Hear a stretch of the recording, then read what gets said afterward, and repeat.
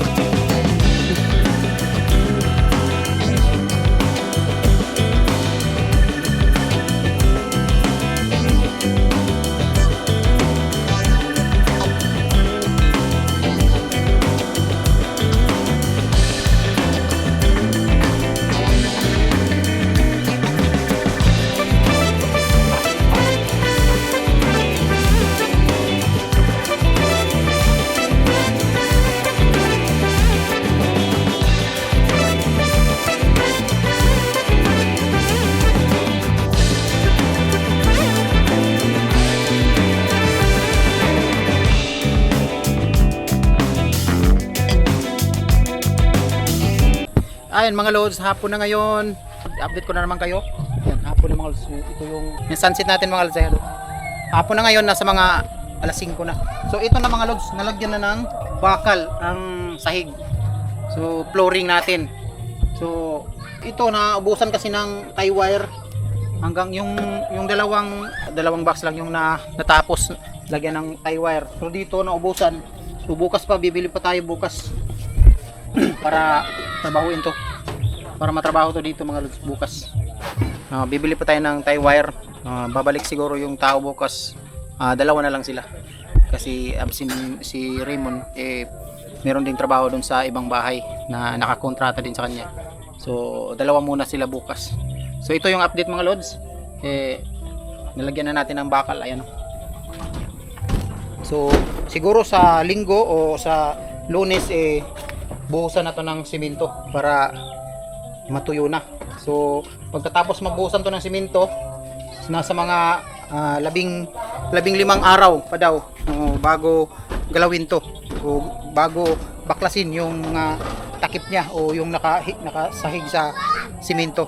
15 araw daw patitigasin pa yung simento bago ibaklasin ito lahat mga kahoy. Pagdaan ng 5 araw, 15 araw. So yun, thank you sa inyo mga lods, suportahan nyo palagi at saka sana nakasubaybay kayo sa pag-update natin sa bahay namin ni Janet para ma-update ko kayo mga lods. So pauwi na yung mga karpintero natin kasi alas 5 na, alas 4 na, uwian na. Ayan.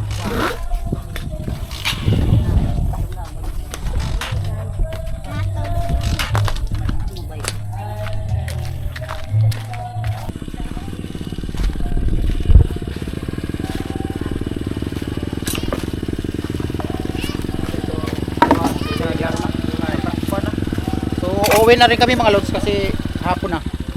Tapos na namin sila magpa-snack ng alas 3. So may natira pang bakal. Pila man ikabog? Siyam? Siyam. Jis may tanan no? Gamit pa na pang dawil. Dawil dire? Filing. Aw, dito repet. Repet nga dawil. Pang pating daw. Aw, Filing para sa file. gagamit pa daw to para sa file.